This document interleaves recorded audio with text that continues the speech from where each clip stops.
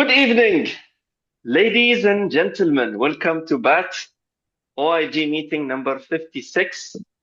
This is Distinguished Toastmaster Khalid Abdullah, and I'm so delighted to be the Sergeant's Arm. There's something that I need to do again, would be the Sergeant's Arm rule. When I become the Sergeant's Arm, I have just 3 simple rules. Would you follow me? Of course. Okay, let's see.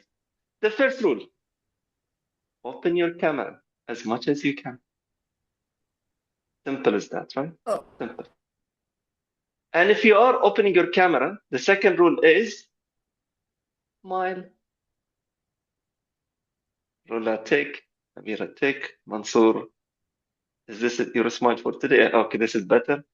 Zahra is good. Brother Ali, I'm sure you're smiling behind the scene, and Ahmed definitely. So thank you so much. That's ticking the second rule. Third rule, if at whatever point you wanted to move around your house, please switch off your camera. We don't want to have free tour to your house, especially when someone is standing and giving a speech. He or she doesn't want to see your house, and it would just be making him or her feel dizzy, right? And now is the only time I would ask everyone to be unmuted. So please unmute and repeat after me. The club mission. It's very important. That's why we are here. Are you ready?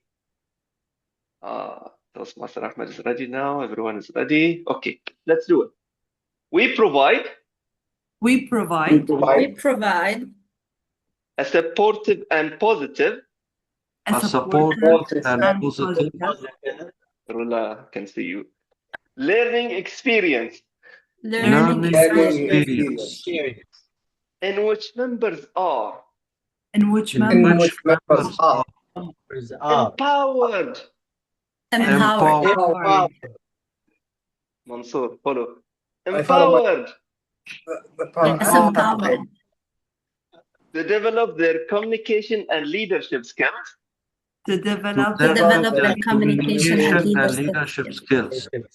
Resulting in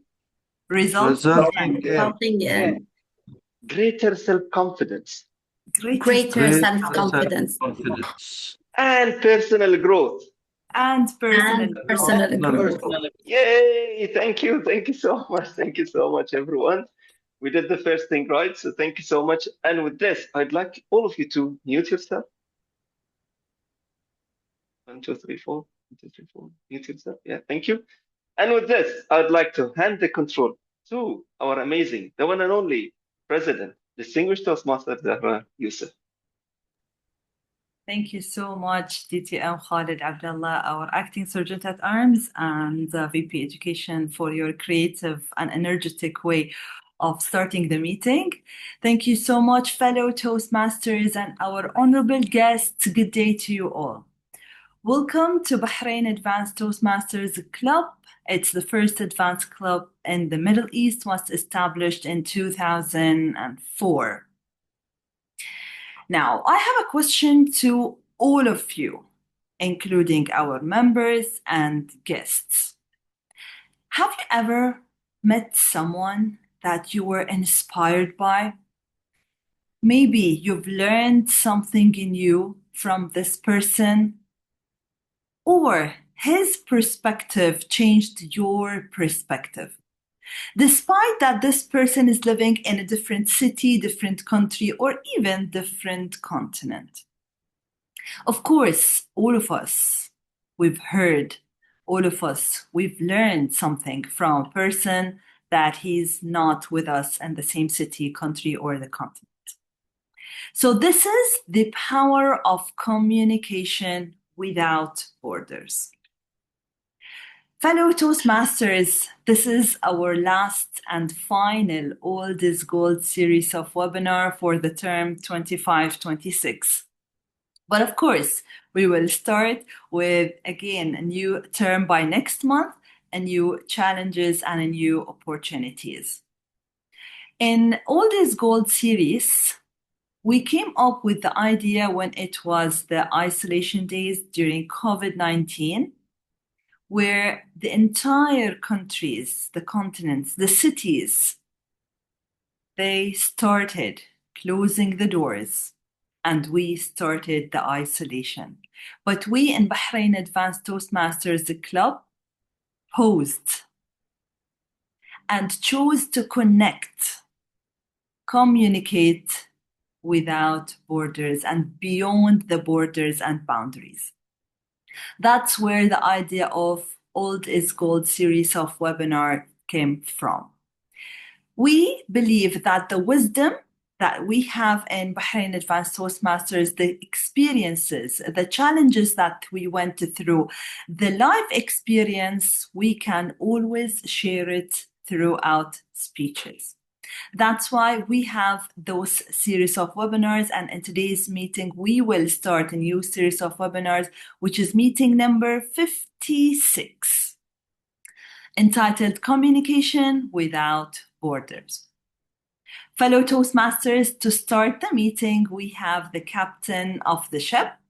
He's the master of ceremonies and, of course, the panel moderator for today's meeting. He is very dedicated Toastmaster, eager to learn. He's a humorous speech champion, and he's one of my proteges. The moment that he wrote his name and chose the MC and Toastmaster of the Day and panel moderator role, he immediately reached out and started communicating, asking, out of curiosity, he really are aiming for perfection. That's why we are having our Toastmaster of the Day today. We met yesterday just to ensure that everything will go smoothly. Yes, of course, with his commitment, with his hard work, and the dedication that he put, I'm fully confident that today's meeting is in good hands. Fellow Toastmasters, when talent meets hard work, the excellence follows. Put your hands together to welcome Toastmaster Mansour Al-Sululi. He is the Toastmaster of the Day and the panel moderator. The microphone is yours, Toastmaster Mansour. Thank you so much. Thank you. See, this is what I like about introduction. It gives you like power, and it makes you like a little bit like I will become more greedy after this powerful introduction. Thank you all so much, ladies and gentlemen, fellow Toastmasters and dear guests. Welcome, welcome.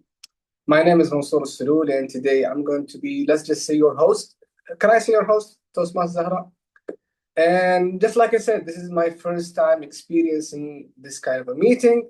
So I hope that we can do it very fun, entertaining, but at the same time, we can learn from each other and help to each other to grow up as a leader and as a speaker. Now, before we start talking about the theme and everything, just like Toastmaster Khalid used to like bring the joy into the meeting, we would like to do some little bit activities. So those who wants to do, can I have thumbs up? Toastmaster Zahra, I'm waiting for your thumbs up. You are the most important one here. Yes, yes. So I would like everybody just raise your hand like this. Yes, yes. One on the right, one on the left. Wave them like you just don't care. Up and down, up and down, up and down. Great, great. Do you know what's the benefit of this exercise and what are the relationship between this exercise and our theme? Exactly nothing. Nothing. It's just my therapist have contacted with me and told me, have you done your physical therapy? I said no. So I want to do this with you guys so we can help each other, but at the same time I can save more time and we can save more energy. Okay? Well, welcome, ladies and gentlemen. And today our theme is going to be communication without borders. So when we say communication without borders, surely is a reminder that our words, ideas, and connection can cross any distance, any unit, just like Toastmaster Zahra said, and even the different in cultures. And especially when we live in a world that often feels divided by geography. For example, I live in Saudi, some people live in Bahrain, some people live in Kuwait and other regions. So our fields divided by geography, by language, by culture, but at the same time, our ability to connect beyond these boundaries is a source of hope. Think about it. Each time we share a story, we ask a question, or we listen with an open mind, we dissolve the walls that once separated us. Communication, after all, is more than just words. It's a bridge that link hearts, ideas, and inspirations. Today, as we engage in dialogue, let us remember that every voice matters and every conversation can open a door when you communicate without borders. We not only share knowledge, we create a future for all of us here belong. So, when we also have this communication with each other and we're trying to set out those boundaries, we get a mutual knowledge between each other, especially those who are, just like I said, with different culture. I get to know a little bit about Toastmaster Khalid. Toastmaster Khalid get a little bit about me. Just like I said, he lives or he studies in King Fahd University. So we get about this shared experience with each other. MashaAllah, he's studying very high university. He just want to brag about it, I think. But these kind of communication with each other really set the tone on how can we feel as a human, how can we connect with each other. So our meeting for today is going to be a little bit special, and just like I said, it's going to be challenging. This is the first time I actually attend those kind of meetings and host it, so I'm going to be very.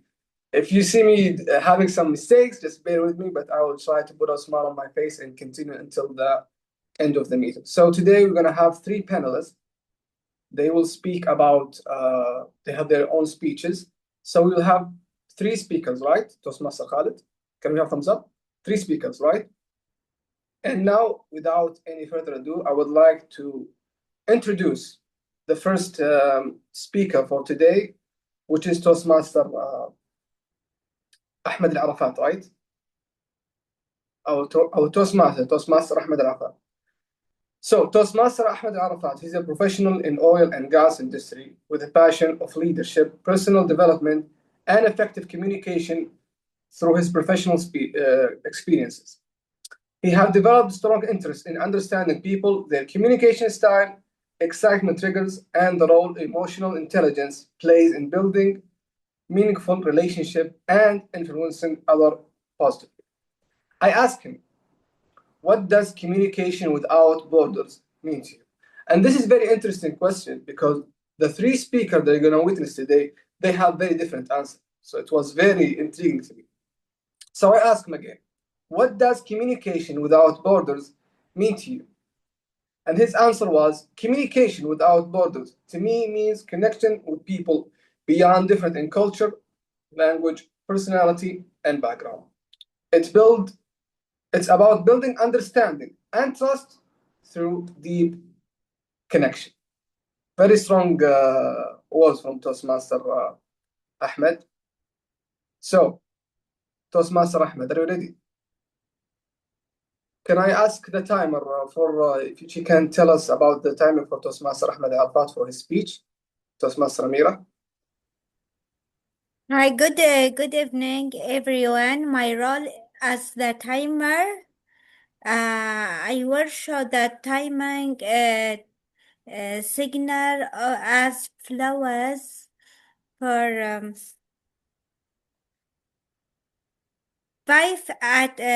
green card at 5 minutes and yellow card at 6 minutes and red cards at 7 minutes and for 30 seconds free. Thank you. Back over to you. Thank you, Toastmaster Amira, so much. Thank you for your help. Just like I said, today we're going to have 3 speakers. Toastmaster Ahmed Arafat is going to be the first panelist. And after we finish all the 3 speakers, we will start our discussion with them.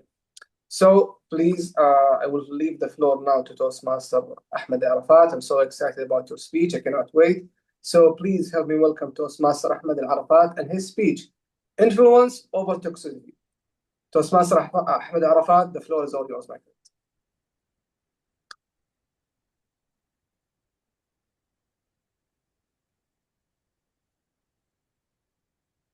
Thank you, Mansoor. Good evening, fellow Toastmasters, honored guests, and my fellow panelists.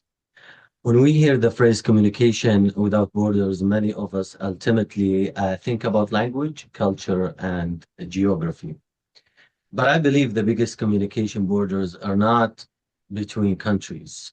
They exist between people, between assumption and understanding, between speaking and listening, between influence and toxicity.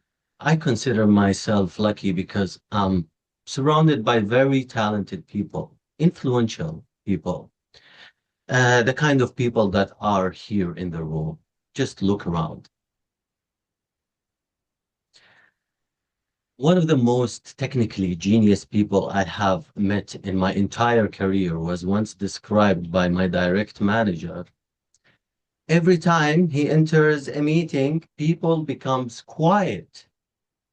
At first, I assumed it was because employees was highly respected. But my manager continued, they don't become quiet because they respect him. They become quiet because they are afraid of being criticized.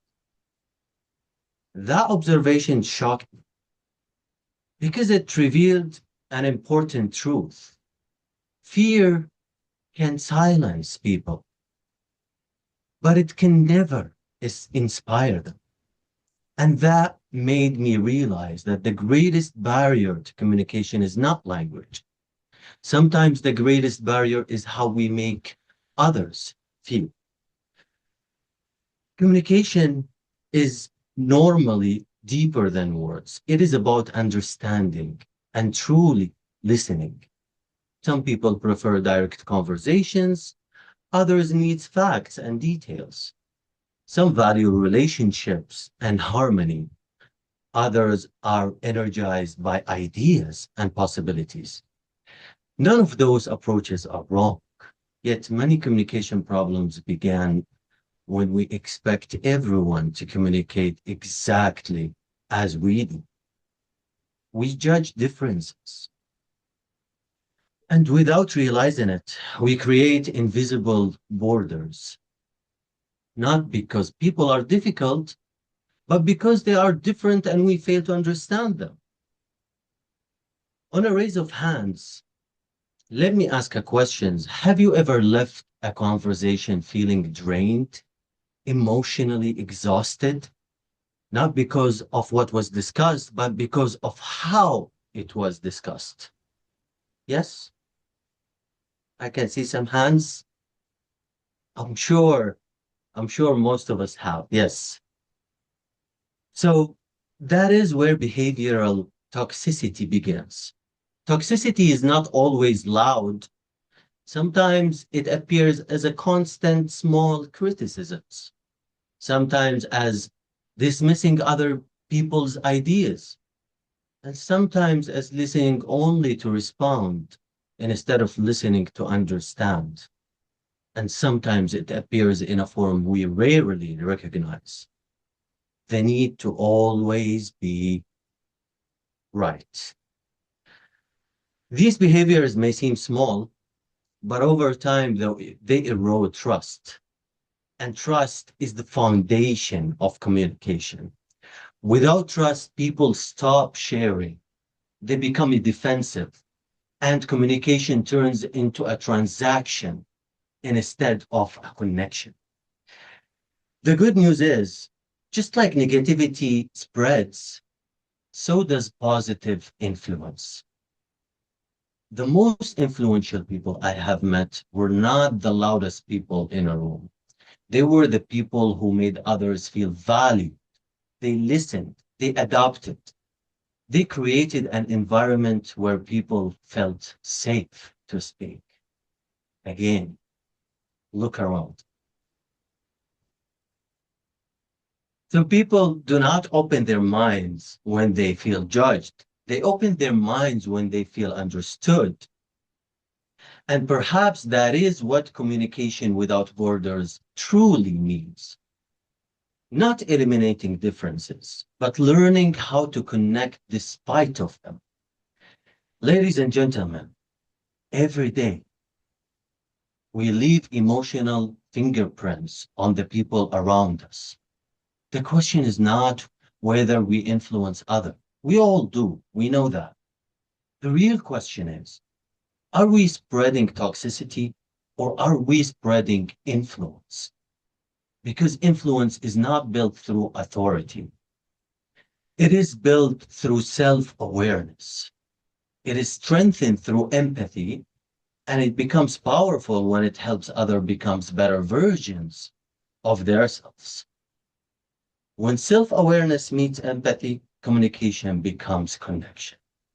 When connection becomes trust, influence just becomes natural. And when influence becomes positive, we don't just change conversations, we change lives. I love being with you. Thank you. Thank you so much, really, Toastmaster Ahmed Arafat. Wonderful, wonderful speech. I will leave you guys for, let's just say, 1 minute. For those who want to write some questions for Toastmaster Ahmed Arafat, so we can discuss it later on today after we finish all of the speakers, okay? So let's just say 1 minute.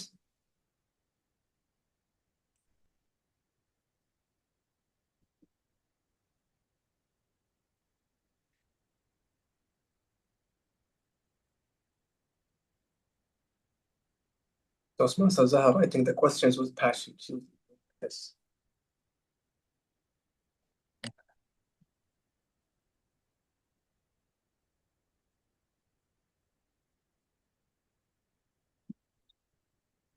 Ten seconds. للحين Yes, Toastmaster Amir. 20 seconds, finish 1 minute. Okay, thank you very much. This is the power of the timer. She corrected me Yeah. about the 1 minute. She said, no, you have 20 seconds. Be accurate. Thank you so much, Toastmaster Amira.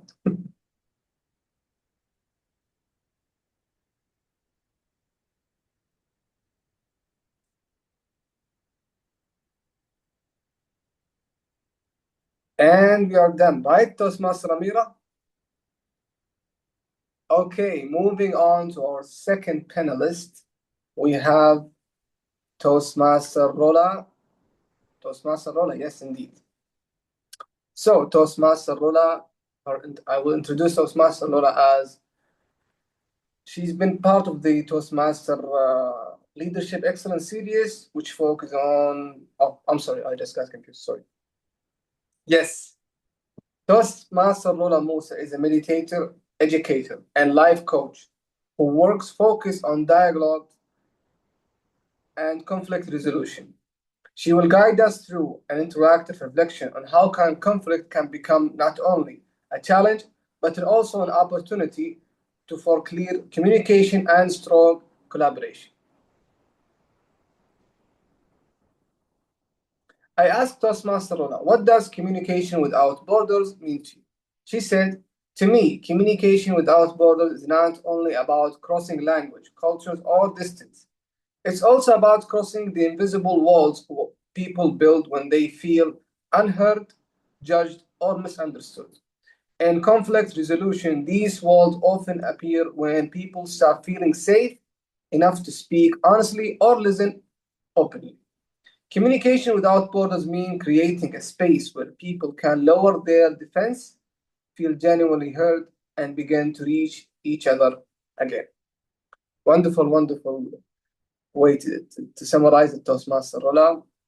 So please help me welcome Toastmaster Rola Musa and her speech, Resolving Conflict, turning differences into opportunities.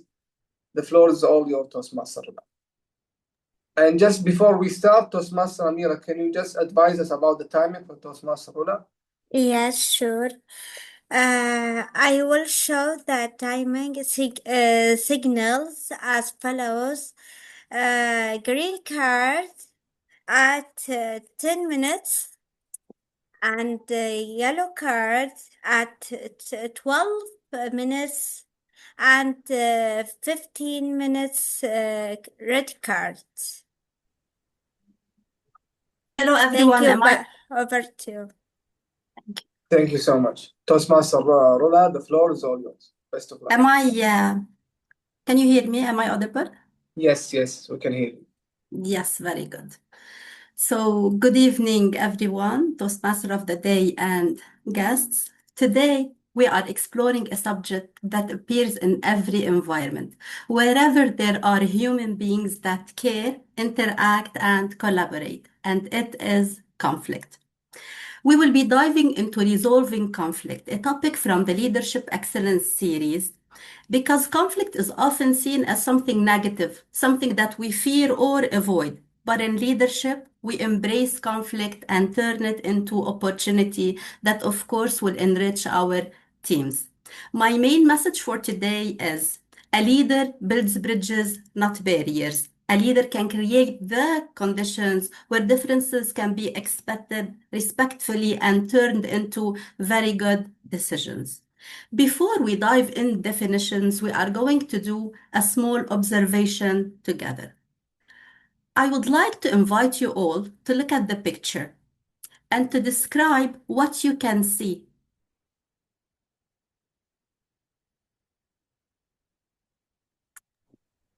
Anyone who's willing to share what he sees in the picture?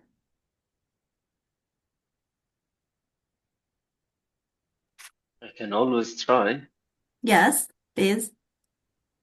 What I see in the picture is a person who is, of course, trying to present or write something, but Yes. I don't know why I feel there is this like a blame culture. Why did you do this? So the conflict is definitely there, but then Okay. while he's trying to kind of jump into her, there's also another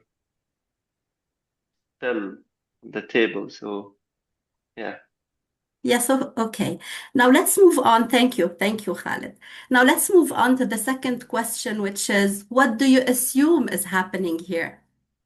We're going to assume, look at the picture and assume, well, I think that maybe, who will jump in and help in Can I the comment here? assumption? Yes, Can I comment please. here? Yes, please. So I believe that this is a team meeting that is happening because of the reaction of other people. The lady there on the table is sitting calmly. The other person on the board, she just made an error or a misstatement, and the guy who turned around was so busy to correct her that he forgot he spilled his coffee. So there's no conflict. They just want to correct her and support her. And the guy holding the mug is calm. So it's a very polite situation. It's just a matter of correction. That's what I assume. Okay, thank you. So this is where we notice that observation is what we see, what we can all agree on. Like if I want to share with you what I observe here, I would say those are the facts and the reality. Like I can see two men and two women. Do we all agree on this?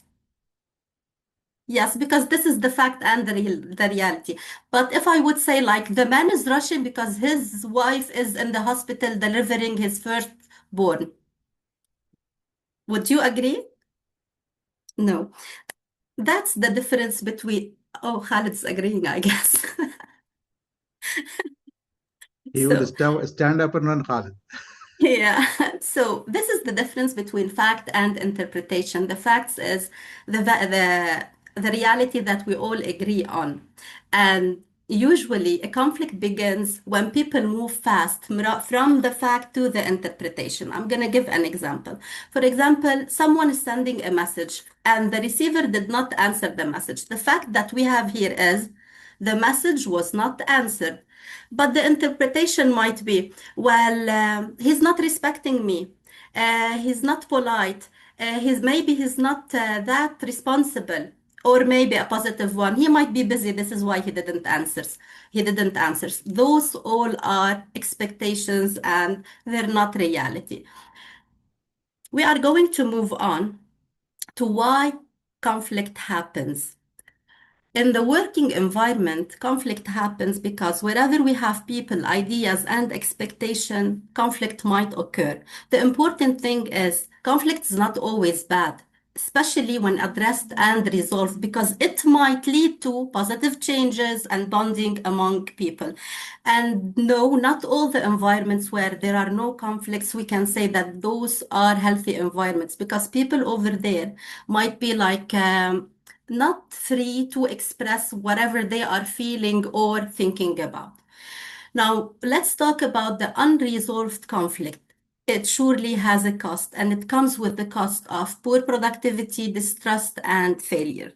So, the leadership message here is a leader must know how to handle the conflict, not dramatically, not aggressively, but maturely and respectfully. And here we can define conflict. According to Toastmasters, a conflict is what you get when two or more people have differences, whether those differences are real or perceived, and they are not resolved. So the question is not who is right, like Toastmaster Ahmed said, but that the real question here is what happened? What did you hear from this or understand from it? What are your needs and what remains unresolved? This moved us to conflict resolution. And even in Toastmaster, they did define conflict resolution as what we do to identify and address conflict in, of course, a mature and respectful way. And here, the leader's role is not to create winners or losers. It is to create the ability of thinking like not me against you, but us towards or against the conflict. Now that we have seen the definitions, we are going to move to the types of conflicts. The Leadership Excellence series have defined 4 common types of conflicts. The first one is the contentious personalities. It represents 2 different characters, dynamics, or personalities that might clash together while working. The second one is misunderstanding. It's when we have one or both parties, they do not have all the facts about the problem. The third one is about the topics. It's about opinion, preferences, for example, or objectives. And the fourth one is the style of leadership. As we know, we have very different styles of leadership, and when they are not congruent, they might cause a clash. Now we are going to apply the types of conflict to a scenario. I'm going to be reading this scenario that might happen in any high-functioning group. During an online meeting, a discussion becomes very rich and engaging. One member suggests allowing a few extra minutes because the exchange is valuable. Another member suggests moving on because respecting the agenda and timing is also part of professionalism. Well, I would tell you that both of them are right. The first one has a great value for time, and the other one is just hearing the Toastmaster clock ring in his soul. So this is why we are going to see what type of conflict is it? Is it A, contentious personalities, B, misunderstanding? Is it C, issues, D, styles of leadership, or E, more than one? I would ask you please to write the answer in the chat box.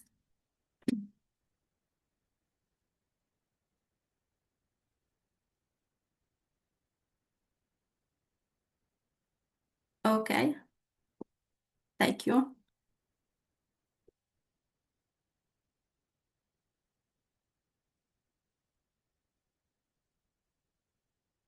Okay, thank you. So most probably, and most of you answered that the answer is E.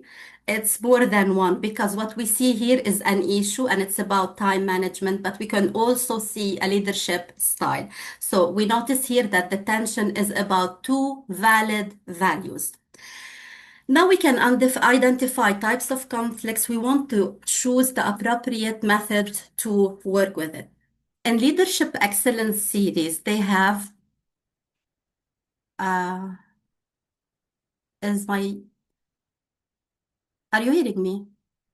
Yes, Yeah, we yeah, we hear are you loud okay, and but clear. Because fine. my screen is okay. It's fine now.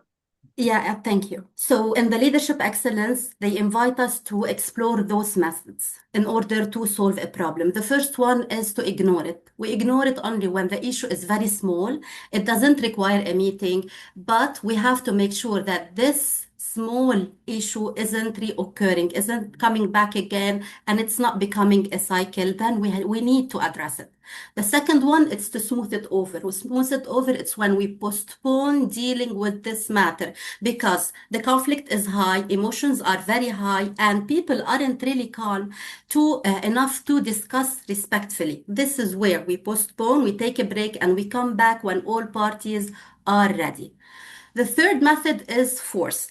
A leader can be forcing a decision, especially in emergencies, as long as this does not become his or her leadership style. The fourth one is compromise. It's when each party gives a little bit. This is a good and useful method, but it may leave both sides partially satisfied, not fully satisfied. And the fifth one is collaboration. It's when each side recognizes the other needs as legitimate and works toward engagement. Now, before we speak about collaboration, we need to know what is that? What is visible of the conflict is only one part of the story. As we see here, this metaphor of the iceberg, I know Khalid will like the iceberg. The metaphor of the iceberg, because above the water is what we see, what people argue about. But underneath the water is why they are still thinking about the issue, even though they are at home brushing their teeth. Now, if we want to make this more concrete, we are going to see that the visible part of the conflict is roles, responsibilities, decisions, deadlines, unanswered messages, but the real problems are underneath. It's when we dig more and we see the unmet need, the unclear roles, and the expectations, and so on, of course. Now, this brings us directly to collaboration. And collaboration offers a framework to win-win result. And it doesn't happen by accident. It needs to be facilitated. So step one, we must find the root cause. And when we talk about root cause, we talk about the human needs, expectations, differences, and everything that triggers this conflict. The second one is when we allow all parties to speak, because when they communicate, they will cooperate. And third, we are going to encourage all of them to listen. By listening, we invite them to just hear the other person's point of view, not to defend themselves or justify themselves, is just to hear the other and be heard. We identify areas of disagreement first, and this is where we keep this specific and factual. And then we identify the areas of agreement. And yes, even in a conflict, we do have common ground until we reach a consensus, which is an agreement that suits everyone, a mutual agreement that suits everyone. One practical tool that would help us is brainstorming. Brainstorming is when we write down all the ideas and be creative. The second phase is when we evaluate those ideas, see what are the pros and what are the cons. And at the end, we just narrow the list to see what suits us best or what suits the parties best. Let us close with a leadership message. Whenever people are working too closely together, conflict might occur. So let us remember the main ideas from today. Conflicts can be real or perceived, but unresolved conflict is the real danger. What we see on the surface is only one part of the story. This is why collaboration helps all of us to move from blame towards shared solution. So a leader must resolve a conflict by creating clarity, respect, and of course, agreement. And I want to tell you, If all of this doesn't work, we just do what Toastmasters taught us to. We just listen respectfully, time the discussion, we evaluate gently, and we clap at the end. Thank you. Back to you. Thank you so much, Toastmaster Rula. I will give also 1 minute for those who want to write some questions to Toastmaster Rula so we can discuss it later on today. And for our respectful guest, if you have any questions and you would like to share it with us, you can write down the question on the chat here. And for the members, if you have like some personal questions, you can send it to me by DM, and I will not share your name. I will never do that. Maybe I'll share the first letter of your name. So, Toastmaster Amira, can you give us 1 minute to write down the questions, please?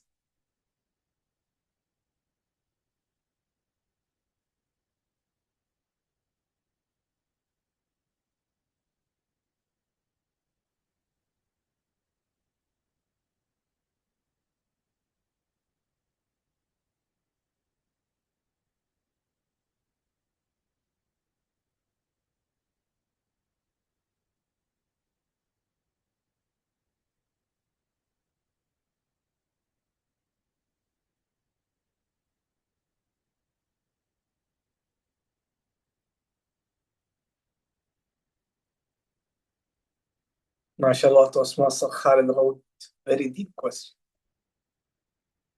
Very deep question. You guys taking your part very serious. I'm so happy that everyone's wearing their glasses. So I'm not the only one here. I'm just like my mentor. Yes. And I'm so excited today that I have 2 mentors here in our meeting. So I have my mentor here, Toastmaster Zahra, and I have my own mentor from Saudi. She's a guest. She came to join our meeting, and she's here on the chat. So maybe we can introduce her later on today. So moving on to our final panelist, Toastmaster Fahraz Farouk. Are you there, brother? I am very much here, sir. Yes, and he's wearing also glasses. What an interesting day, ladies and gentlemen. Today is a blessing day. We're all wearing our glasses to show that we are serious persons.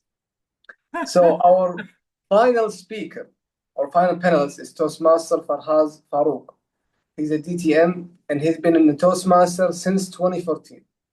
He's a former banker and now works as a coach, trainer, and speaker. He grew up in Saudi Arabia, spent most of his life in Bahrain. I asked him, what does communication without borders means to you? He said, unrestricted exchange of ideas through an information while bearing cultural sensitivity in mind. I also asked him very interesting question. He gave me very distinguished answers. What is one practical tip you would give to become a better communicator? He said, listen carefully before speaking. We only have 2 ears and 1 mouth with a reason. That's a very detailed answer. And then this is a new information for me, by the way. So our final speaker, Toastmaster Fahraz, but before I introduce him, Toastmaster Amira, can you brief us about the time for Toastmaster Fahraz? Yes. Green card at 10 minutes and a yellow card at 12 and 30 seconds. 50 at 15 minutes. Red card. When the red card is shown, the speaker has 30 seconds to finish. Back to you. Thank you so much, Toastmaster Amira. Now, ladies and gentlemen, without any further ado, Toastmaster Fahraz Farouk, and his speech is Penguins. Penguins, Toastmaster Fahraz Farouk. The floor is all yours. Thank you, Mr. Toastmaster. Actually, my speech title is Pigeons, what you see behind me. Pigeons, I'm sorry. No worries. I'm just new. Don't worry about it. That's why I put this fellow behind me. But before pigeons, let me start with this.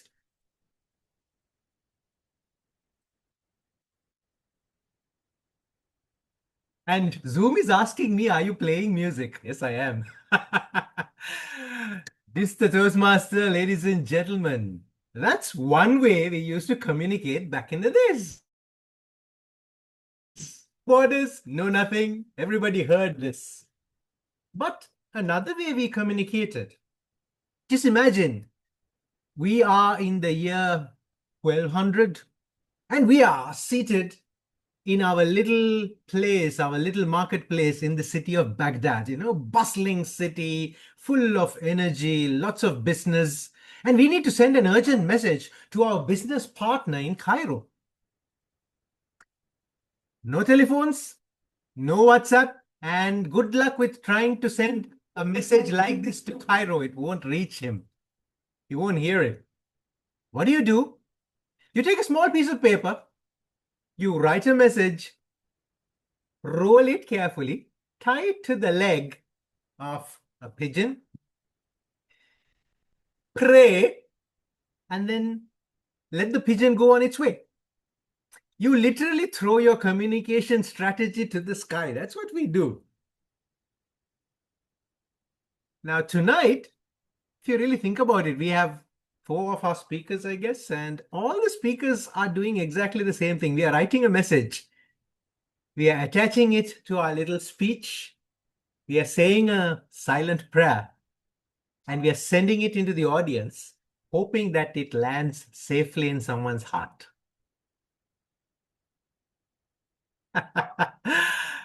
I've heard through 2 brilliant speeches, and probably that's what we are doing. Anyway, ladies and gentlemen, for centuries, pigeons, they carried messages across mountains, deserts, seas, kingdoms, and all sorts of borders. And some of the borders, there were wars going through, and still the pigeon flew over them. And if you think about it, despite all of our modern technology, with all of what we are going through now, I sometimes wonder, has our communication actually got any better than they did? We human beings, we love borders. We draw them everywhere. We draw borders between our countries, sometimes our cities.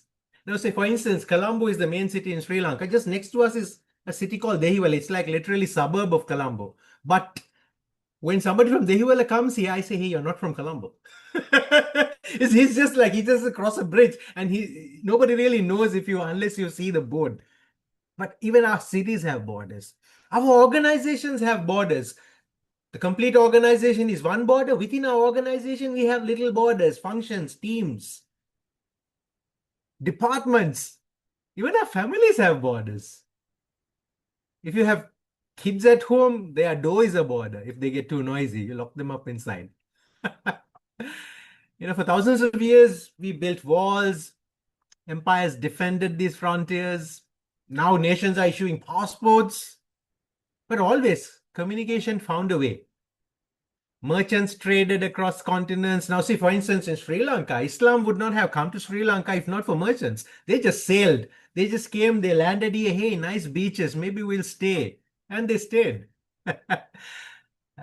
So that's what happens. Borders are just there, but communication always finds a way. Scholars exchanged ideas, poets shared stories. There's a reason why we Muslims in Sri Lanka have adopted Tamil as our language, because most of the literature, Islamic literature, was written in Tamil at that time, not in Arabic. So it kind of became our language. Even though we are descendants of Arabs, we just left our mother tongue to a side and we took somebody else's, because communication somehow finds a way. You don't really need borders for it. Personally, many years ago, I left Sri Lanka and I moved to Bahrain. I spent a good 20 years in Bahrain. And like many expats, I arrived there with 2 suitcases and a bag full of dreams. One of the suitcases had a lot of clothes, and the other one had a lot of uncertainty. I was entering a different country, different culture, different workplace, many different accents, customs, expectations. But something fascinating happened. When I met the most people that I met, the more I met different people, I realized one thing. Beneath all of our differences, we were all remarkably very alike. Everybody wanted to be respected. Everybody wanted, and they were willing to be friends. Everyone wanted opportunity, of course, and everybody wanted to be heard. The borders were real. The humanity that we had was shared. And communication was the bridge between all of this, my dear friends. See, communication today travels a lot faster than any pigeon or this would do. A WhatsApp message literally gets to Bahrain from Sri Lanka just as soon as I press send. And we are on Zoom together across so many different countries. Where are the borders? We are carrying a lot of communication power just literally in the palms of our hands now, a lot more than our forefathers and our predecessors had. But still, we still, for some reason, misunderstand each other. We still argue.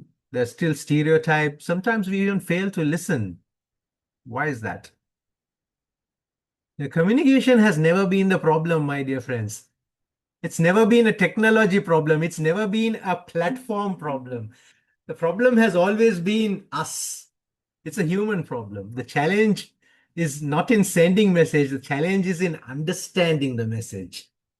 The challenge is in understanding people, understanding the sensitivities, understanding what they want. The challenge is in empathizing. If you see today, the real borders aren't the ones that are drawn around countries and preventing people from moving, but it's the border of language, culture, religion, generation. And if you take a country like Sri Lanka, politics, right wing, left wing, center, and then to make it complicated, center left, center right. Oh my good gosh. Then we have the border of status, high class, middle class, low class. And for people like me, no class. Borders of assumptions. I think that's perhaps the biggest border of all. Oh no, I'm lying. I think the biggest border of all is the border of ego. If we can somehow find a way to get rid of that. Sometimes the shortest distance between two people is not the thousands of kilometers, but it's just one sincere conversation. If a lot of distance has been built between two people, even though they probably live next to each other, probably all it takes is one simple conversation to bridge that distance. Just think about it. Anyway, the pigeons, coming back to the pigeons, they teach us 3 lessons. One is, of course, just keep moving. You don't need to stop because there's a mountain. You can just fly over it, fly around it, find a different way. There are birds that are chartered to have gone all the way from the North Pole to the South Pole. They somehow figure out a way and get there. And then they fly back the next year, in 6 months' time.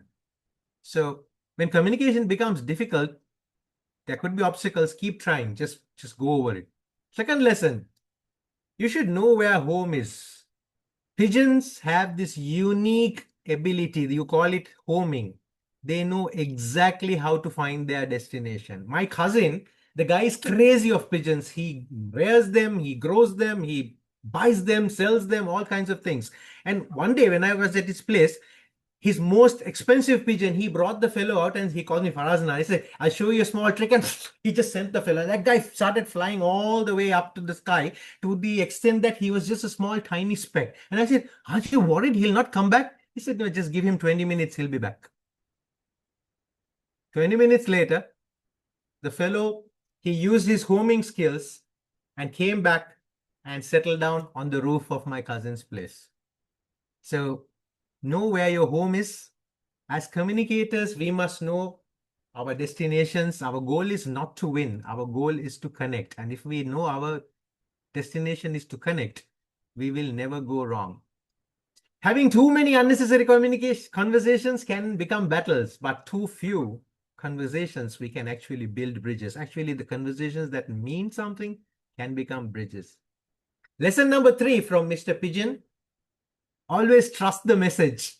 Because if you think about it, you write the message, you tie it up and roll it tie it onto the leg of the pigeon. The fellow doesn't change it. Somehow he'll find a way and he'll deliver it to the recipient without adding even a dot.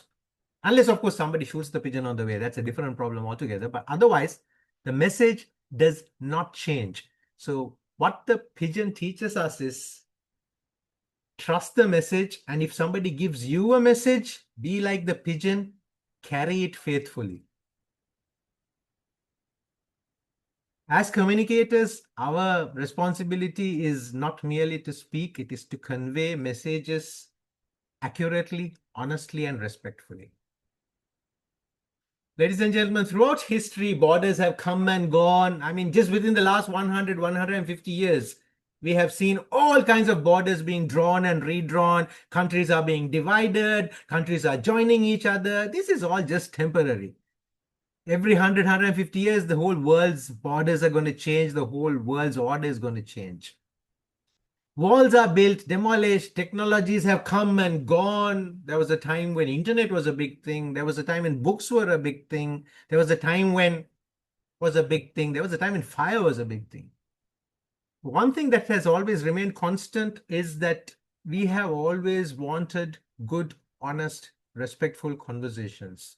You know, a mother speaking to a son, a brother speaking to a brother, a friend speaking to a friend. Hey, a merchant in Baghdad contacting his partner in Cairo. Leaders talking to nations. A Toastmaster speaking to an audience. The tools have changed, but the need has not changed, my dear friends. See, I personally have lived in different countries. As our Toastmaster of the day said, I grew up in Saudi Arabia. I spent a large part of my life in Bahrain. In fact, I spent 2/3 of my life outside Sri Lanka than in Sri Lanka. So sometimes people say I'm a foreigner in my own country, but that doesn't matter. What's important is I have met people from different faiths, cultures, backgrounds. And the older I get, gray hair will bear testimony to that, the less interested I become in the things that separate us. And I get more fascinated by the things that actually bring us together. So tonight, when you leave this message and send your next WhatsApp message to someone, or maybe an email or a text or a voice message or one of these, just remember the humble pigeon behind me, a creature that does not care about borders, neither passports, no visas. It doesn't worry about smartphones. It doesn't have a LinkedIn profile, though maybe I might create one today. But it has accomplished something really extraordinary. It carried messages across borders and without fear or favor.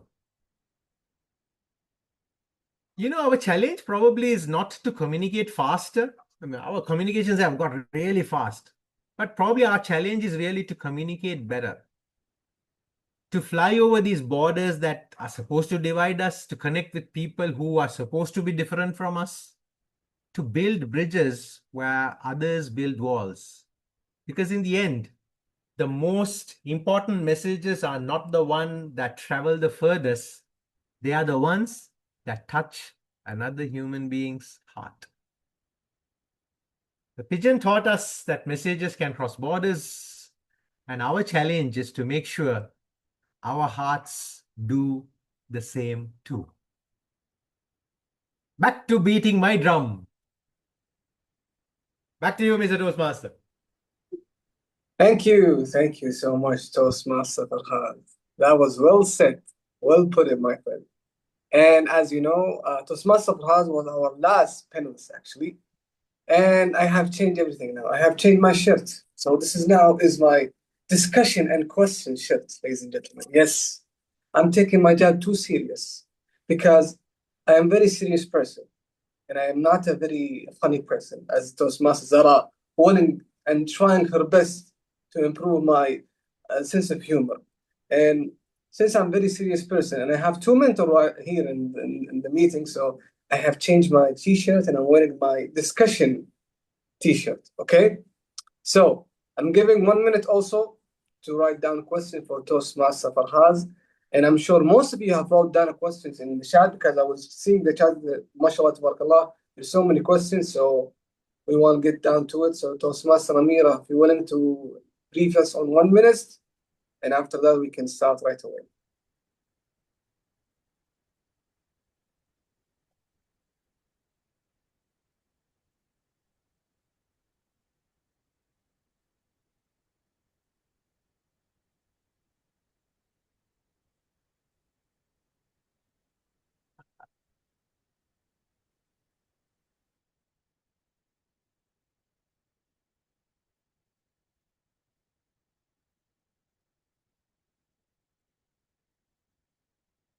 Toastmaster Amira, are we done with 1 minute?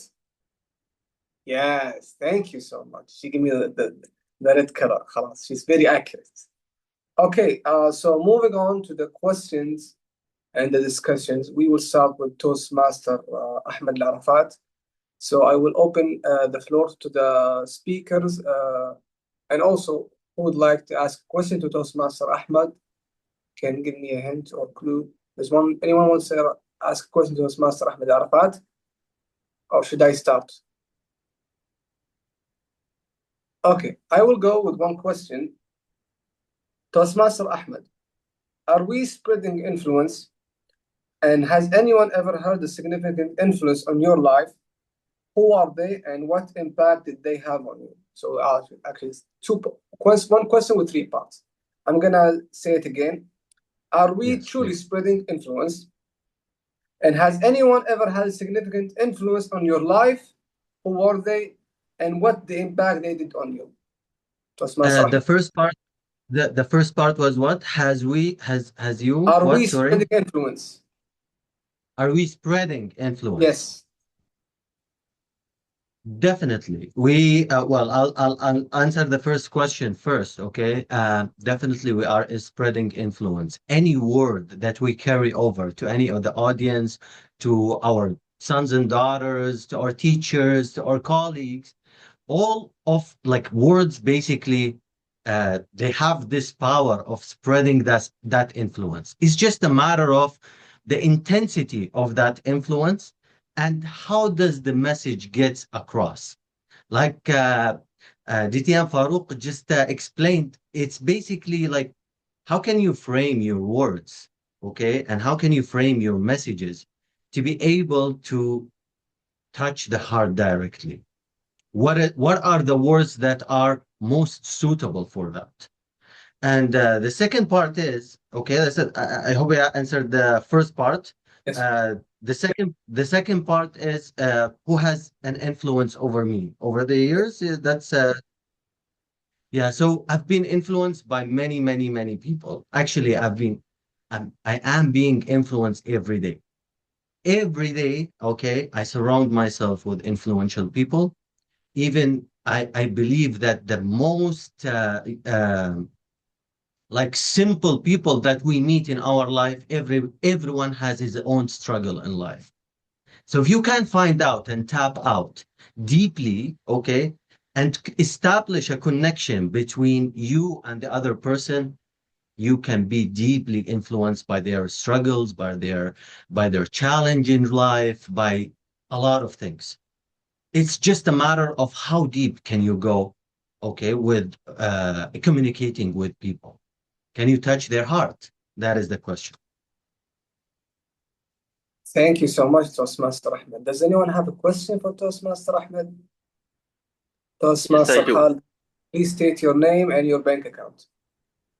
My bank account, of course, I'll send it to you in WhatsApp. Okay. And my name is DTM Khalid Afshar.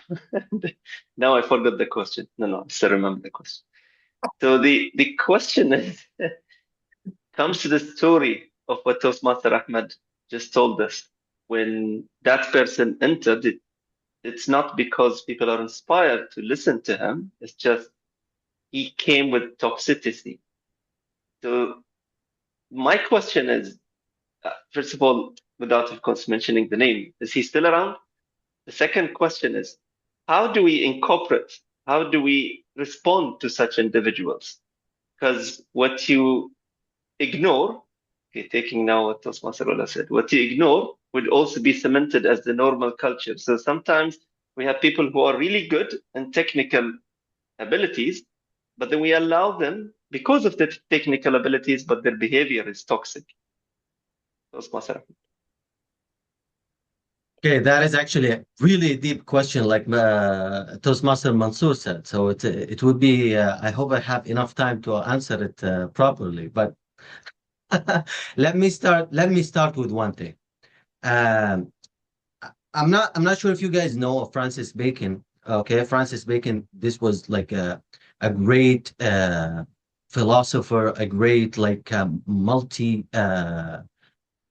multi-talented individual, okay? and he was very famous, just as famous as William Shakespeare. He has one basically like one sentence that it was famous all over the years, okay, and it was known for him. He said, "Knowledge is power." Okay, that's it. And based on that, philosophers has like over the years, over the many years, we're able to conduct the conductive reasoning of things. So why I'm giving this example right now is just because when you know the person, okay, in front of you, when you can encompass the positive traits of him, the negative traits of him, okay, you can easily understand how he thinks. You can easily react to the toxicity that is being imposed on you. For example, okay, there is this temperament theory that the anthropologists and psychologists use. It composes that any type of person, it actually composes of 4 types. And I remember I mentioned this in a previous Old is Gold meeting, which are control people, fun people, perfect people, and respectful people. Each one of those personalities, they have their distinct excitement triggers, okay? And they have their distinct way of like dealing with them. For example, fun people, you cannot approach a fun person, okay, and tell him, okay, well, let's look at the details of that document and let's discuss it. It will be really interesting. He will be just, this is boring, okay? So basically, like you approach a fun person of adventures, okay? You know what? This document, okay, it has many, many great stories. It has a lot of adventures. You will see him responding to you basically in a better way, and he will be actually interested to go and check out the document. So that's just one example, okay? On the contrary, perfect people, for example, they look at the details. If you tell them, let's go for adventure, okay, this is not a good way for to approach them. They will be disinterested. But if you tell them like, okay, well, we have a very detailed problem, we have to solve this problem, they will be like intrigued to sit down with you and discuss. So now coming back to the toxicity of people, okay, and how you can actually like fend those traits off, and how you can basically deal with this toxicity that is being imposed on you. It comes down to very simple thing. It's just you need to understand who are you dealing with, okay? I remember again Farhaz Fal, because he was dropping a lot of wisdom in his speech, and I was agreeing with him all along. He said that the ego, okay, is actually like is kind of a wall that is being built between you and the other person. I would just leave it at this. Any conflict, okay, between two, whether it is between two persons or two groups of people or even two countries, I would go, okay, it can be resolved in one major like and fundamental thing that we need to do, which is you need to sit down and discuss with the other person. You need to sit down and understand the person in front of you. If somebody imposes like a toxicity or like a very malicious comment, okay, I can just, for example, one of the techniques is just to mirror his behavior, okay? Mirror his behavior back to him. That's one way, okay? That's one way of fending off some of the toxicity. The other is just some people are like, they are more responsive to being humble with them, to respect their point of view. And then you try to reach out, okay? You try to reach out to their inner peace, okay? By actually asking a series of questions. True. Yeah, some people, okay, they don't actually react to that, okay? So They want, for example, all the way the microphone on their hands, and they want to speak. Me. I want to speak. So how do you deal with that person? You need to show him that what he doesn't know that he's inflicting a toxic behavior on you. It's just his personality. So you need to sit down with him and just try to explain to him slowly, and by giving him the microphone, that what we need to do is dialogue instead of monologue, a conversation to give and take. I give you the microphone, you give me back the microphone. This is how we get harmonized together. I hope I answered the question. DTM Khalid. Thank you. Thank you, Toastmaster Ahmed. And I will give one last question to Toastmaster Ahmed before we go to Toastmaster Rola. I want this gentleman to relax and have a sip of water before we come back again on him, because there's so many questions for Toastmaster Ahmed. Can I have Toastmaster, our guest, Toastmaster Samia Khan? By the way, she is my mentor in Al Khabar, and she has very interesting question, Toastmaster Ahmed. Her question is too long, so I would like her to say it with herself. So, Toastmaster Samia, the floor is all yours. Good evening, everybody. The question that I have for Toastmaster Ahmed is that in today's digital world, if influence spreads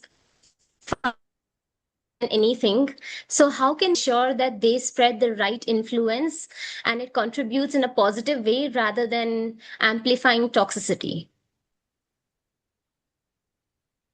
Okay, so let me try to repeat that so that I can understand. In today's digital world, influence spreads faster than ever.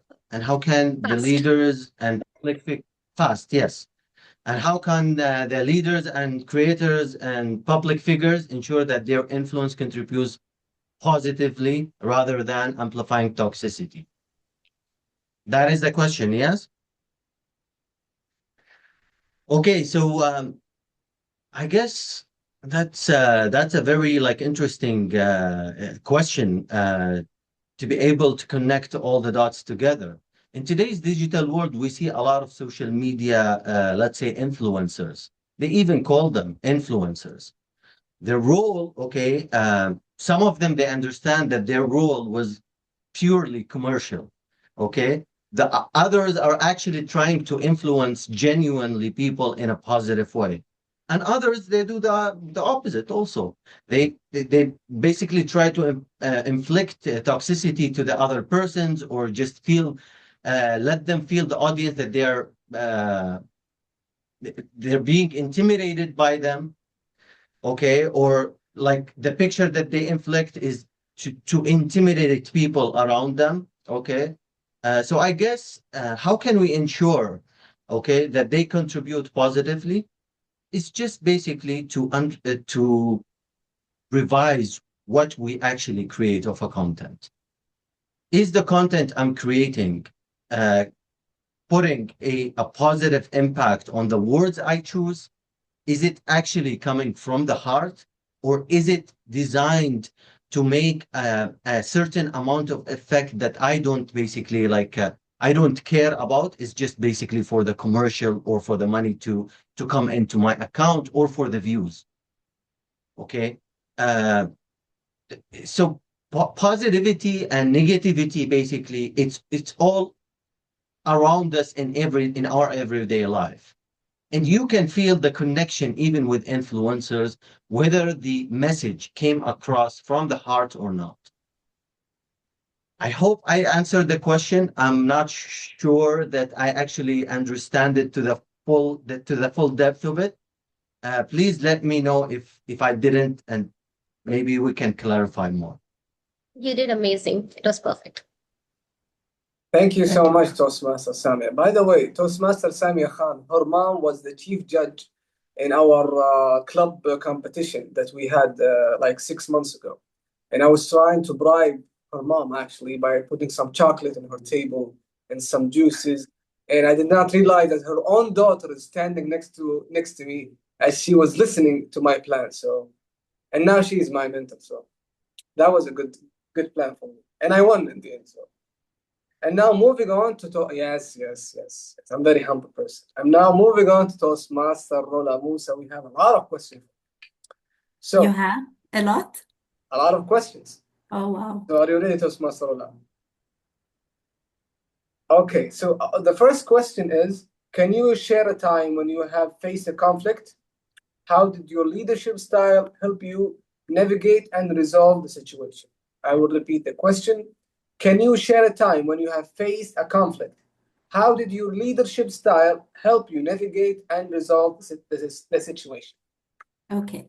So I will say again, as humans, living together might lead to conflicts because we have different assumptions, expectations, needs, and of course, an upbringing. We speak different languages, and all of this might create a conflict. And yes, of course, I have been in so many conflicts, not so many lately, because I'm a mediator. So I would answer this from a mediator's point of view, which is I just embrace the other, connect with them, be humble, know their needs, and move towards an agreement. And yes, it changed the way I see the conflict. Okay. Did I answer your question? Yes, very much. Toastmaster Khalid, you wrote on the chat some question for Toastmaster Rola, right? But like I said, it's too long question for me to read it, my friend. So can you say it? I can always say it. Yes. The gist of it. So Toastmaster Rola, of course, amazing presentation, mashallah. So the Thank part you. when she said that there are 4 types of conflicts or sources of conflicts, and there was one about personalities. So let me take you to my own experience. So sometimes when I handle conflict is different than the expectation of how I should handle conflict because I'm a bit patient with things. So that's personality, which would drive the expectation on saying, okay, DT and Khalid, jump into this and resolve the conflict. But for me, no, I'm still not triggered yet for me to define that this is a conflict. So how do you bridge the gap between such expectation of the definition of conflict from 2 different angles? Yes. Okay. If I understand what you have asked, it's when do we define it as a conflict? So to you, it's not a conflict, maybe. Correct. Yes. To others, it is a conflict. So when 2 or more agree that they're having misunderstanding, that this situation that they are in, they're not feeling very comfortable, or they can't work with one another because of certain issues. So yes, it is a conflict. Whether you think personally it's a conflict or not, to them it is a conflict. And being a mediator is respect everyone's point of view and trying to embrace what they have. Thus, we need to jump in and see what happens. So even if it's minor to you, it might be major to them. Okay, thank you so much. Do we have another question for Toastmaster Rola? Yes, Toastmaster Farouk, please. Thank you. Wonderful speech, Toastmaster Rola, and I really love that. But as Dr. DT Khalid always says, that I have some tricky question. But again, I know I'm not satisfied with. I'm going to satisfy anything. I just wanted to look at your chart that you made. It was a very wonderful chart where you have the iceberg, right? And you see Yes. most conflicts get resolved on the surface, but there's a huge resentment or something that continues under it. There's still a lot of issues there. Now, I'm just talking about an incident that I feel that will give value to it, and I'll just seek your opinion on it. So I had a friend of mine who was in a corporate argument, and he got rejected, and he felt he lost, and he was for days obsessing over it. As you said, the iceberg theory. Now he came to me, and that's that. And he's a close friend, so I can be very brash and frank with him. I told him frankly, I said, why are you letting this suffer, this resentment? Because this is your own lack of confidence that you're allowing this issue to continue for a long time. And think about it, how many weeks have you spoiled over this issue while you could have been having done something productive? He got angry with me, went back home. I think he went and talked with his wife, and maybe his wife says the same thing. So he came to me back and said, "You are right." So I just want to ask you a question, Rola, is how many cases that you have seen of this resentment lack from the person's own lack of confidence? Thank you. Yes, thank you. Thank you for sharing this experience also. From the parties that come and they want a conflict resolution, both of the parties are going and they have the intention of resolving the conflict. So yes, they should be well aware that this needs to change. The status that they are in is not healthy. Something must changes, whether it's their communication style, their point of view, or their behavior. So there is this understanding in the person that needs to shift. And also, it is intention and it is impact. How do I impact the other? So this person might need like empowerment and the good tools in order to be able to say his point of view and to resolve the conflict that he is having and going back home and thinking about it. This is the same example. Absolutely. Yeah. The thing is, sometimes I said we have to understand when to let go, you know, But he our has side. to understand, but what are his needs? Yes. Why isn't he letting go? Well, that's ideal, but in my opinion, it says you cannot satisfy anything. It comes back to the Aesop's fable about the man and the son with the donkey. You can never satisfy everybody. Yes, of course, of Back to course. you. Thank you. Thank you. Thank you. Okay, I do have a question to Toastmaster Rola. You said when we order to facilitate conflicts, Yes. how do we choose the right person to facilitate conflict? If I'm having a conflict with my wife, for example, I Yes, don't you have just call me 70216 yes, yes. I can You just imagine. Okay. Okay. Does No, anyone yes, of course you need the mindset. You can just learn the tools of mediation and negotiation. And with your wife, you need negotiation, mediation, leadership, life coaching, and so on. Okay. Remind me of your phone number again, but does anyone have a question for Toastmaster Rola before we go to Toastmaster Farhad? Well, okay, we will move on now to Toastmaster Farhad. Thank you. And I will open the mic. Who would like to ask anyone for Toastmaster Farhad? Let me see your hand. Toastmaster Khalid, like always, please. I can always torture him for a little. Anybody else? I know he has. Anybody else has any questions? I just have a comment detail for us. Weren't carrion pigeons supposed to be endangered species? Will internet be the same? Well, if we continue to eat them, they will be endangered. All right. My question is, first of all, very nice metaphor. Like the whole thing about pigeons and the three lessons that we need to take about from the pigeons itself or the concept. But then you said, I'm sure it would be related to one of the 3 points to the takeaway, but it's easier to see the borders between countries. I like when you said the 2 areas within Sri Lanka.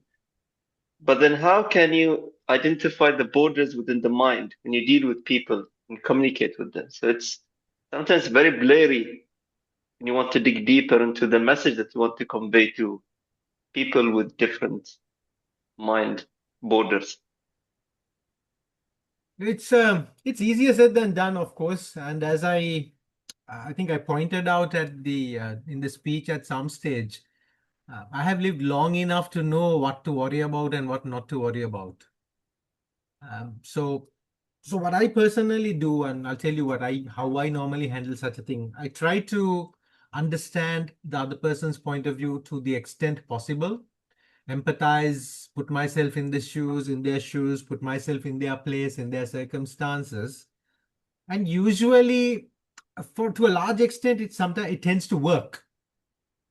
But after you have done your best, after I have done my best, if there's still no meeting of minds, then you're either wasting your time talking to a brick wall, or it's just that you're spending your time with someone who doesn't want to budge.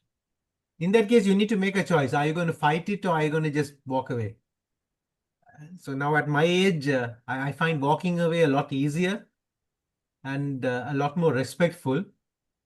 And so that's what I generally do. Kind of, you can agree to disagree, you can agree to part ways without actually coming to an agreement, and then just move on. So yeah, so try as much as possible, do whatever is within your control, do whatever is within your ability and your area of flexibility, and even a bit more. There's no harm in that, because that's where we break our own egos. But then if it gets to a point where every single thing that we have done, every single good deed or good intention seems to be going punished, then it's time to just call it quits and walk off, because life needs to go on. Thank you so much, Toastmaster Khalid, for your question. I have a question, Toastmaster Farhaz. You said in order to listen and to be communicating with the human without judging, right? But how am I able to listen and not to judge, but his action, his behavior is the reflection of how he's connecting with me, especially if he's like a close person. So how am I going to be able to not to judge him through his action or through his attitude, if I'm simply put it? Right. Now, it's a lot easier not to judge a person we don't know than a person we know. It's a lot easier. Like we meet some random person on the street, and let's say the guy is just running around with his shirt taken out. We may not judge that person too much. We may just say, okay, he's just going through stuff maybe, and just walk off, not think too much about it. But at the same time, if somebody we know removes their shirt and runs around in front of us, we may actually end up judging them, because we know a lot more about them. So it's always it's a difficult balancing act. Working with people we don't know, we are a bit more professional than working with people we know, because then we cross professional lines and get into personal sometimes.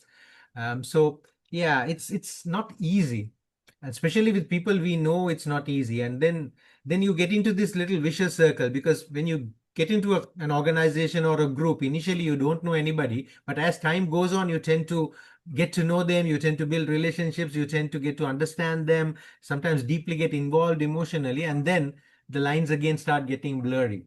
Now, the challenge is to know what are the activities for which we can get personal and get a bit pally, and what are the activities or things to which we should not cross that line.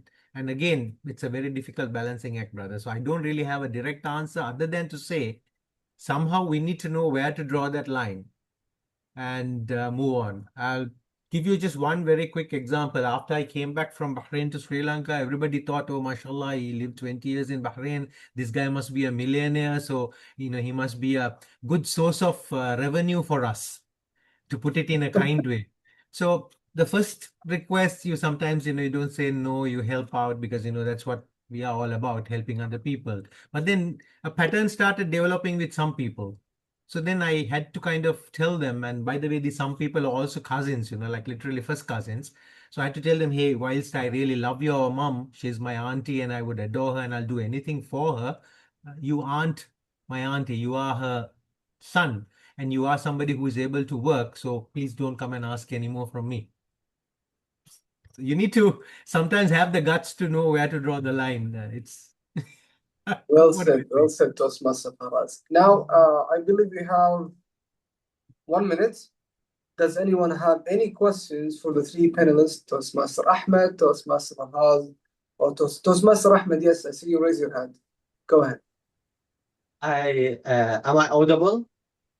Yeah, you can ask. Yeah, okay. So actually, my question to Toastmaster Farhaz again, we can build, you said that we can build bridges rather than walls. I just want to know, basically, like, some of the examples, okay, and this goes also to Toastmaster Rula, which he said that we had many conflicts. It's very easy to build walls, okay, communication walls between one and another. But can you give us just some examples of the things that brings us together? I know I want to use that heavy experience of yours and some of the gray hairs that you told us in order to have some drops of wisdom from you. So, When you talk about gray hairs and wisdom and old age, you're referring to DTM Khalid, I suppose. Yes. He's the one who's got a 20-year-old Gutra, and according to the discussion we had a little while back. Right. On a more serious note, on your question, yes, it's easy to build walls and very difficult to build bridges, but there have been very successful examples of where bridges have been built, are being built, are in the process of being built. If you really take our countries, organizations, places where there have been turmoil, have been conflict, but today it's a haven for development, a haven for human development, capital, and all of that stuff. It's actually amazing. And so it's a myth that you can't really resolve issues. It's a myth that you can't really stop all your squabbling if you can put certain things behind you and be able to look ahead. I would love to take South Africa as an example, but unfortunately, it hasn't still got to the level of human development where we can take it as a very successful example. But at least to the extent that apartheid has been completely thrown out of the window, it is a big success. Well, once upon a time, none of us who are seated in this meeting will be able to go into South Africa and be treated as equal. But today, if we go and land there, okay, we are just another person. So at least that's broken. And the country is on its way to being mended. Take my own country, Sri Lanka. We had 30-year war just for sectarianism, just for language. The basis of our war was language. Which one's language is better, and therefore who should be governing which part of the country. Now, it's been almost 15 years since our war stopped. We are not out of the woods yet. But most of the people in my country are looking forward, and we are really trying to build the country together. We are trying to work together as one nation and so on. So things do take time, especially when the wounds are very deep. It does take a long time to heal, but it surely will heal. It just needs a shift in mindset, I guess, a shift in the way people all think. I mean, a good example from my own country is for the last 75 years, we have been voting one party or the other to power. But just 2 years back, we threw all of those fellows out and we voted a totally different party into power. So that shows that there's a big mind shift change in the country. And we can actually see the benefits of what's happening around here. And I dare say in open forum, I can see a lot of development taking place here. And a lot of the old wounds of the past are being thrown away. So yeah, there is hope. There is hope for building walls, breaking the walls, building those bridges. It takes a lot of effort, a lot of time, and a lot of courage. And as this courage builds, it's a very nice vicious circle. Once the momentum of breaking the walls gains speed, it just keeps going. So all I can say is we need to continue to work towards that. Okay. None of these things last forever, brother. None of these things. Thank you so much, Toastmaster Farhad. I believe I would like to finalize this discussion. Toastmaster Samah, she raised her hand. Do you want to ask a question before we close the discussion? Actually, I don't have a question. It's just a reflection on the three speeches. I'd like to thank the three speakers for taking the time, Mr. Ahmed, Mr. Farouk, and Ms. Rola. And I have a small comment about Ms. Rola's speech. I would like to say that I like it very much. It's a nice speech. The topic is really good, and it's a leadership lesson, actually, that there is a lot of takeaways where I was taking notes while she was talking, and I like to hear more also about it. It shows her experience and her confidence, and I'd like to thank her for sharing that. Thank you. Thank you. Thank you so much, Toastmaster Samah. And thank you all for sharing your questions and your thoughts. I can see Toastmaster Amira, she's been raising the red card for the past 9 minutes, and I hope that she's not angry for me. We had discussion with Toastmaster Khalid. Every time it's like, check your phone, check your phone. So we will end our discussion and questions right now, and I would like to say thank you all for your patience, thank you for your dedication, for your speeches, and I'm so happy that you give me this opportunity to speak and to share this meeting with you guys. I just skipped work because only for Bahrain Advanced Toastmaster Club. This is not a good way to say it, but yes, I did it. And if I made any kind of mistakes, please forgive me. And it's not my mistakes, it's only Toastmaster Dahra mistakes. And and thank you all for being very patient. And now I would like to move on this mic to the wonderful and the best and my favorite mentor of all time, Toastmaster, and our president, actually, Toastmaster Zahra. So the floor is all yours, Toastmaster. Thank you so much, Toastmaster of the Day and panel moderator, Toastmaster Mansour Saluli. Such a wonderful performance from all the three panelists, plus the Toastmaster of the Day, and of course, our timer, Toastmaster Amira. Fellow Toastmasters, this takes us to the last page in the chapter of All This Gold series of webinars for the term 2025-26. It's the last session, but of course we will start over inshallah by next month with a new chapter, a new theme, and of course new lessons to be learned from. First of all, I would like to thank our guests for entering the meeting, and they stayed till the end of the meeting. And now we would like to distribute special certificates for the role players, for the role players starting from, I need to share my screen in a few seconds. Here you go. All right. Perfect. So, of course, we will start with certificates of appreciation proudly presented to Toastmaster of the Day for his wonderful professional performance. Of course, this shows that you were eager to learn and your dedication to make it a perfect meeting. Thank you so much, Toastmaster Mansour. Moving to the timer, who was really into it. She mentioned, or she explained the role perfectly, and she was counting even the single minutes. Thank you so much, Toastmaster Amira, for being the timer for today's meeting. And of course, a special thanks to all the three panelists, starting from Toastmaster Ahmed Al-Arafat, for sharing with us his experience, his knowledge, and of course, in influencing us in a perfect, positive way. Moving to Toastmaster Rola, the second panelist, you shared with us a wonderful presentation, and you encouraged us, all of us, to follow the tips that you shared with us in order to resolving the conflict. And please do not forget to write your number in the chat box, so whoever needs it, they will contact you.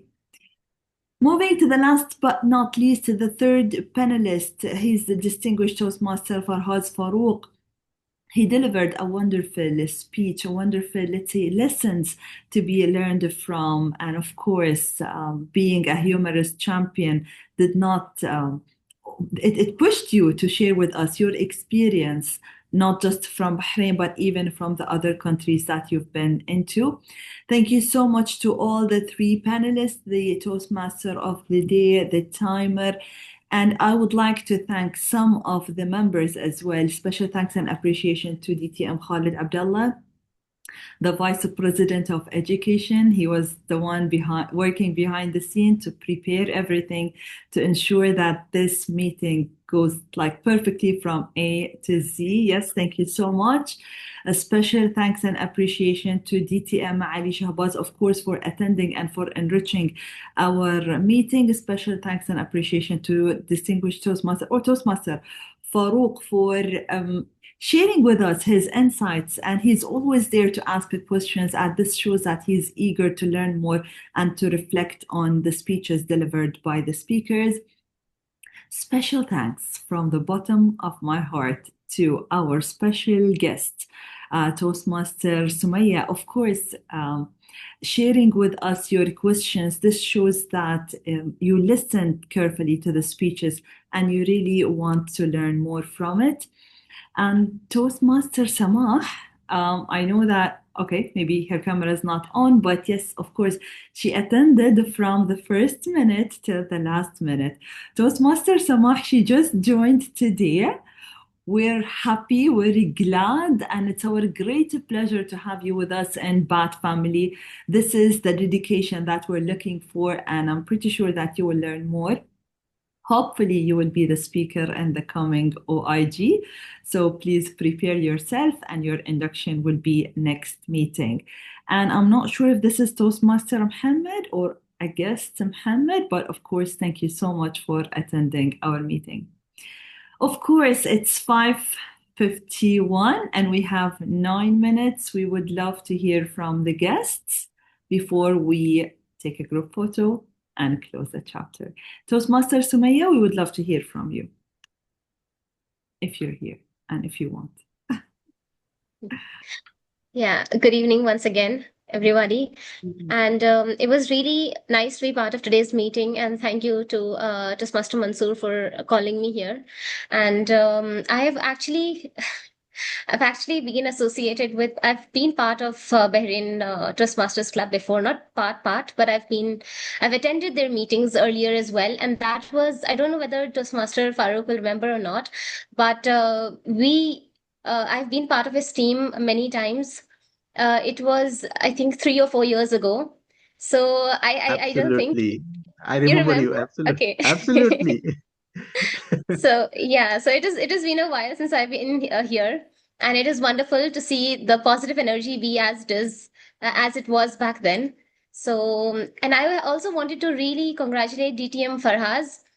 This was the first time I heard you speak, and I feel like you are a very articulate speaker, and it was really nice to hear you speak. And I was trying to pick out any ums that you did, but out of habit. But then there was not one in your whole conversation, and that just goes to show what a great speaker you are. And thank you so much for having me, and I would love to be part of other meetings as well. Back to you. Thank you so much. It's our great pleasure to have you. Thank you so much. And do not forget that our next meeting will be kind of a hybrid. As we in Bahrain Advanced, we have hybrid meetings where you can attend online and we will attend there in the hotel. It will be on the 20th, which is the third Saturday of the month, 20th of June.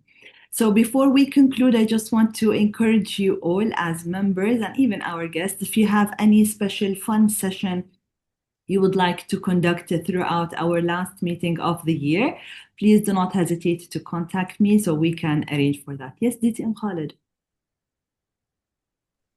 Thank you so much, Madam President. I just wanted to share this proud moment of Bahrain Advanced Toastmasters Club.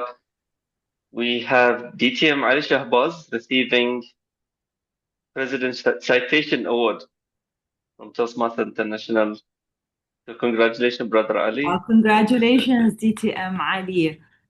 Yes, another asset of BAT. Yes, we have DTM Mohammed Shukri and DTM Ali Shahbaz. We're really proud to be part of the clubs that they are members from. DTM Ali, would you like to say something? Thank you very much, Brother Khalid and President Zahra, friends. Yes, I'm overwhelmed with messages across the world. It comes as a good surprise from Toastmasters International. And I'm still in a shock. It just happened in past almost 2 hours. And happy to take this on behalf of the BAT family and District 20. It truly deserve, DTM Ali. And yes, we're all here to learn from you. And inshallah, hopefully, the other members will achieve those, let's say, the goals that they're aiming for, and they win the awards that they can, inshallah, or they are aiming for. Thank you so much, everyone, for attending this meeting, and I hope you found it insightful and you gained the knowledge that you were aiming for. And let's take just a group photo with Toastmaster Samah. If you can open your camera, we will go. He's driving, I guess. She's She's driving. driving, yes. Unless you want to give her a ticket. Drive safe, but yes, with thumbs up. Oh or no, she opened. perfectly done. Okay, 1, 2, 3, say cheese. Perfect. Thank you so much and have a wonderful evening. See you next meeting on the 20th of June. مع السلامة. Goodbye. Awesome. Bye, everyone. Bye. Bye, everyone. Thank you for the wonderful meeting. Thanks. لا إله إلا الله كلهم راحوا. لا أنا بسكر بعد الفيلم. يلا كيف أسكر نسيت. خلاص أنا بسكر عنك. يلا توكلنا على الله. راح.